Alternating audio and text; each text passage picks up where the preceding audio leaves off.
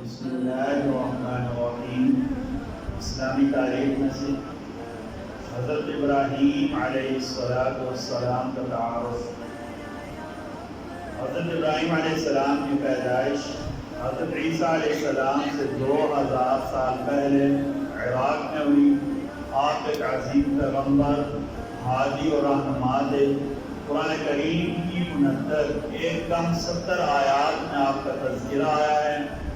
مکی اور مدنی دونوں طرح کی صورتوں میں انہیں دین حنیفی کا داعی، حضرت اسماعیل علیہ السلام کے والد، عرب کے جد امجد، بیت اللہ شریف کے معمار، عرب قوم کا ہادی اور پیغمبر بتایا گیا ہے۔ اللہ تعالیٰ نے اپنی خاص رحمت، برکت اور فضیلت سے آپ کو نوازا تھا۔ آپ کے بعد آنے والے سارے انبیاء آپ ہی کی نسل میں پیدا ہوئے، اسی وجہ سے آپ کو ابو الانبیاء کہا جاتا ہے، یعنی سارے انبیاء کے جد امجد۔ اللہ تعالیٰ نے نبوت اور رسالت کے ساتھ مال اور دولت بھی عطا کیا تھا۔ سخاوت، دریا دلی اور مہمان نوازی میں بہت مشہور تھے۔ اس کے ساتھ ہی صبر، تحمل، اللہ کی ذات پر مکمل اعتماد اور بھروسہ، لوگوں پر شفقت اور مہربانی آپ کی خاص صفات میں سے تھی۔ ایک بات کے بارے میں، جماعت کے ساتھ نماز ادا کرنا۔ نبی کریم صلی اللہ علیہ وسلم نے فرمایا، جو شخص نماز کے لیے کامل وضو کرتا ہے، یعنی وضو کی جتنی رعایتیں ہیں وہ ساری کی ساری ادا کرتا ہے، فرائض، واجبات، سنن، مستحبات اچھے طریقے سے وضو کرتا ہے، پھر فرض نماز کے لیے چل کر جاتا ہے، لوگوں کے ساتھ نماز پڑھتا ہے، یا آپ صلی اللہ علیہ وسلم نے فرمایا جماعت کے ساتھ نماز پڑھتا ہے، یا فرمایا نماز مسجد میں ادا کرتا ہے، ان سارے کے ساری باتوں کا مطلب کیا ہے؟ نماز جماعت کے ساتھ ادا کرتا ہے تو اللہ تعالیٰ اس کے گناہوں کو معاف فرما دے۔ اتنا آسان اور سہل کام ہے، گھر سے وضو کیا یا مسجد میں آ کر اچھے طریقے سے وضو کیا، نماز با جماعت پڑھ لی، اللہ گناہ معاف فرما دے۔ اللہ کی رحمت کی زیادہ ہے ہمارے لیے۔ ایک سنت کے بارے میں، دودھ پینے کے بعد کیا پڑھنا چاہیے؟ نبی کریم صلی اللہ علیہ وسلم نے فرمایا جس اللہ تعالیٰ دودھ پلائے اسے یہ دعا پڑھنی چاہیے، اللہم بارک لنا فیہ وزدنا منہ، کہ اللہ اس میں ہمارے لیے برکت عطا فرمائیں اور زیادہ عطا فرمائیں۔ ویسے تو کوئی بھی اللہ کی نعمت کھانے کی، پینے کی، اس کے بعد کیا کہنا چاہیے؟ الحمدللہ، اللہ کا شکر ادا کرنا چاہیے۔ دودھ کے لیے خاص دعا کیا ہے؟ اللہم بارک لنا فیہ وزدنا منہ۔ ایک فضیلت والا عمل، نقصان سے بچنے کے لیے کیا پڑھنا چاہیے؟ نبی کریم صلی اللہ علیہ وسلم نے عبداللہ بن خبیب سے فرمایا، عبداللہ بن خبیب آپ روزانہ صبح شام 3 مرتبہ سورہ اخلاص اور معوذتین قل اعوذ برب الفلق اور قل اعوذ برب الناس ہو کہتے ہیں۔ آپ صلی اللہ علیہ وسلم نے عبداللہ بن خبیب سے فرمایا آپ روزانہ صبح اور شام 3 مرتبہ سورہ اخلاص، سورہ فلق، سورہ ناس پڑھ لیا کریں۔ یہ صورتیں ہر نقصان دینے والی چیز سے آپ کی حفاظت کا ذریعہ بن جائیں گی۔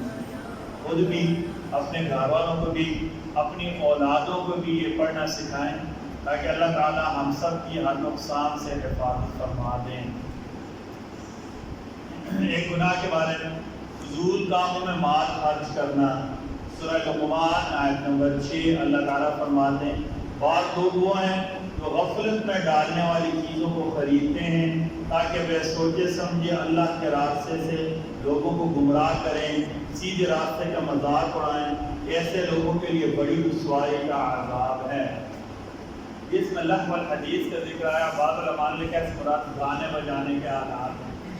عمومی طور پر علماء کرام نے لکھا ہوا ہے کہ فضول کاموں میں مال خرچ کرنے والے کے لیے عذاب ہے۔ ہمارے یہاں طرح طرح کے فضول کام ہیں، شادی بیاہ میں پٹاخے بجانا، ضرورت سے زائد چیزیں خریدنا، نمود و نمائش کرنا، لوگوں کے دکھلاوے کے لیے زیادہ پیسہ خرچ کرنا، جس چیز کی ضرورت نہ ہو ویسے اس کے اوپر پیسہ خرچ کر دینا، حتیٰ کہ اسراف تو بڑی چیز، ہم کبھی قرضے لے کر ایسے غلط کاموں پر پیسہ خرچ کرنا شروع ہو گئے ہیں۔ اللہ تعالیٰ نے ایسے سخت ناپسند کیا ہے، اور اگر کوئی بندہ توبہ نہ کرے تو اس کے لیے رسوائی کا عذاب لکھا ہوا ہے۔ طب نبوی سے علاج، بیمار کے لیے جو مفید ہے۔ جو ایک مرتبہ منذر کے گھر نبی کریم صلی اللہ علیہ وسلم کے ساتھ علی کھجوریں کھا رہے تھے۔ آپ صلی اللہ علیہ وسلم نے فرمایا علی بس کرو، اس لیے کہ تم ابھی کمزور ہو۔ علی کو اس نے منع کیا کہ علی بیماری سے ابھی نہیں اٹھتے تھے۔ بیماری سے آدمی اٹھتا ہے تو آدمی کے جو قوا ہوتے ہیں وہ منتقل ہوتے ہیں، کمزور ہوتے ہیں۔ تو معدہ بیماری کی وجہ سے کمزور ہوتا ہے۔ اگر آدمی زیادہ طاقتور چیزیں کھائے تو اس سے نقصان کا خطرہ ہوتا ہے، کیونکہ کمزور معدہ زیادہ طاقتور چیزیں برداشت نہیں کر سکتا۔ میں منظر فرماتی کہ علی کو آپ صلی اللہ علیہ وسلم منع کیا تو میں نے ان کے لیے چقندر اور جو کا کھانا تیار کیا۔ نبی کریم صلی اللہ علیہ وسلم نے فرمایا کہ علی اس کو کھاؤ، یہ تمہارے لیے مفید ترین ہے۔ ہمارا بھی یوں ہوتا تھا، بیمار بندے کو ساگودانہ کھلایا جاتا تھا۔ ابھی ساگودانہ کا نام بھی کئی بچوں کو نہیں آتا ہوگا۔ ساگودانہ کھلایا جاتا تھا، مونگ کی دال کی کھچڑی کھلائی جاتی تھی، ٹھیک ہے، مونگ کی دال کی کھچڑی کھلائی جاتی تھی، ساگودانہ کھلایا جاتا تھا، تاکہ بیماری کے بعد جو اثرات ہیں ان آسان ہضم ہونے والی غذاؤں کی وجہ سے بیماری کا اثر ختم کر دیں۔ جب تک گھروں میں یہ کام ہوتے تھے نا، ہم اپنی غذا پر توجہ دیتے تھے، جو کیا کہتے ہیں باہر کی غذائیں وہ کم کھاتے تھے، اس کو ہم کہتے ہیں ہوٹلنگ کم کرتے تھے، یہ برائلر چکن وغیرہ نہیں ہوتا تھا، گھر کا دیسی چوچا ہم پوکا کھاتے ہوتے تھے، اس وقت ہماری صحت بھی ٹھیک تھی۔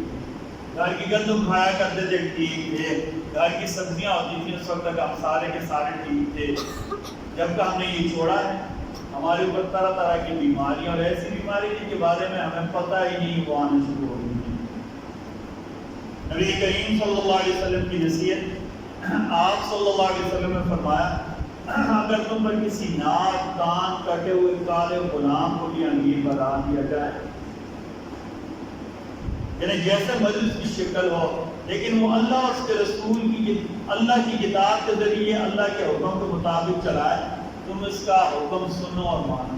مطلب یہ حکمران ایسا ہو کہ جو اللہ اور اس کے رسول کے حکم کے مطابق چلے، تو پھر ہم اس کا کوئی ظاہری عیب نہیں دیکھنا، بے شک کالا ہو، ناک کٹا ہوا ہو، لیکن جتنا مرضی ہے خوبصورت ہو، اللہ اور اس کے رسول کے حکموں کے مطابق نہیں چلتا، تو ایسے حکمران کی اطاعت کرنا یہ لازم نہیں ہے۔ اللہ تعالیٰ ہم سب کو کہنے سننے سے زیادہ عمل کی توفیق عطا فرمائے۔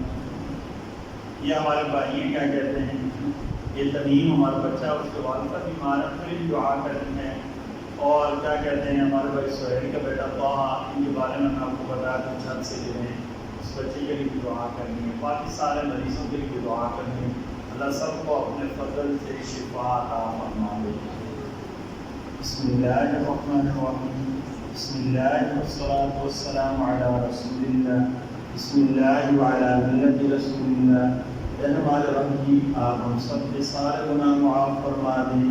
اے ہمارے رب کی آپ ہمارے سارے مریضوں کو شفا عطا فرما دیں، خصوصاً ہمارے بھائی تمیم کے والد صاحب کو شفا عطا فرما دیں، ہمارے بھائی سہیل کے بیٹے طٰہٰ کو اللہ آپ شفا عطا فرما دیں، اس بچے کو تندرست فرما دیں، اللہ جی ہم سب کے ساتھ خیر کا بھلائی کا معاملہ فرما دیں، عافیت والی زندگی ہمیں نصیب فرما دیں، برحمتی کا ومنی کا وجودی کا وکرمی کا یا اکرم الاکرمین، آمین آمین۔